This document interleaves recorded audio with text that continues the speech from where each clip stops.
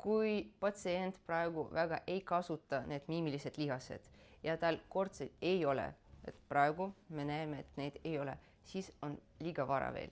Kui patsient väga hästi, väga palju kasutab miimikat, need kortsud hakkavad tekkima, siis vot see hetk, millal me näeme, et okei, praegu ta ei kasutanud, aga korts ikka olemas, siis me teeme.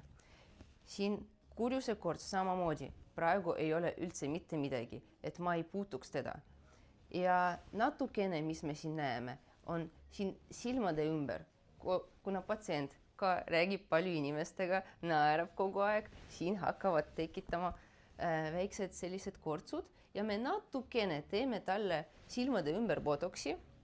Proovime, kuna see on esimene kord, me proovime natukene, kuna patsient ütleb, et on olemas mõnikord tursed, siis me vaatame, kas hakkavad tursenema või ei hakka ja siis järgmine kord võib-olla teeme natukene rohkem.